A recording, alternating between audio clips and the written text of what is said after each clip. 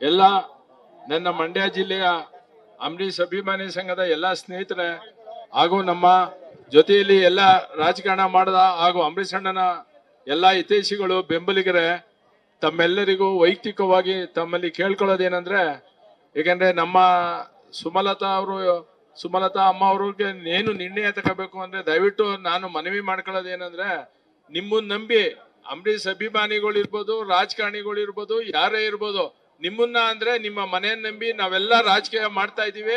ದಯವಿಟ್ಟು ನೀವು ಏನಾದ್ರು ಒಳ್ಳೆ ನಿರ್ಧಾರ ತಗೊಳ್ಳಿ. ಯಾಕಂದ್ರೆ ಎಲ್ಲಾರು ಉಳಿಸ್ಕೊಳ್ಳಿ. ನಿಮ್ ವೈಯಕ್ತಿಕ ಏನ್ ರಾಜಕೀಯ ಬೇಕಾಗಿಲ್ಲ. ಅಂಬರೀಷ್ ಅಣ್ಣರ ಮನೆಗೆ ರಾಜಕಾರಣ ಏನು ಬೇಕಾಗಿಲ್ಲ. ಇಷ್ಟೊಂದು ಜನ ಅಲ್ಲ, ಇದೇ ಕಡಿಮೆನೆ. ಯಾಕಂದ್ರೆ ಎಷ್ಟೋ ಜನ ಗೊತ್ತಿಲ್ಲ. ಇವತ್ತು ತಾವು ಮಂಡ್ಯದಲ್ಲಿ ಸಭೆ ಮಾಡಿದ್ರೆ ಅದ್ದೂರಿಯಾಗಿ ಜನ ಬರ್ತಾರೆ, ಅವ್ರ ಅಭಿಪ್ರಾಯ ಹೇಳ್ತಾರೆ. ಇವರೆಲ್ಲ ನಮ್ಮೆಲ್ಲಾನು ಸಹ ಯಾವುದೇ ಕಾರಣಕ್ಕೂ ಕೈ ಬಿಡಬೇಡಿ.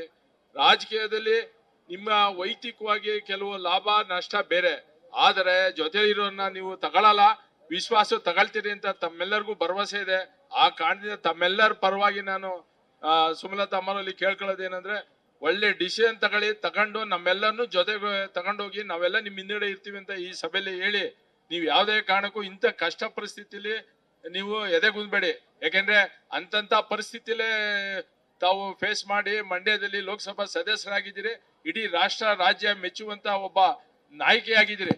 ಆ ಕಾರಣದಿಂದ ನೀವು ಎಲ್ಲಾನು ದೃಷ್ಟಿ ಇಟ್ಕೊಂಡು, ಇನ್ನೂ ಎಷ್ಟೋ ಜನ ಇದ್ದಾರೆ ನಿಮ್ಮ ನಂಬಿ, ದಯವಿಟ್ಟು ನೀವು ಒಳ್ಳೆ ನಿರ್ಣಯ ತಗೊಳ್ಳಿ ಅಂತ ತಮ್ಮಲ್ಲಿ ವೈಯಕ್ತಿಕವಾಗಿ ಕೇಳಿ, ಹಾಗೂ ಈ ಒಂದು ಕಾರ್ಯಕ್ರಮಕ್ಕೆ ತಾವೆಲ್ಲ ಆಗಮಿಸಿದ್ರೆ ನಿಮ್ಮೆಲ್ಲರಿಗೂ ವೈಯಕ್ತಿಕವಾಗಿ ಅಂಬರೀಷ್ ಅಣ್ಣರ ಪರವಾಗಿ ತುಂಬ ಹೃದಯದ ಧನ್ಯವಾದ ಅರ್ಪಿಸ್ತೇನೆ.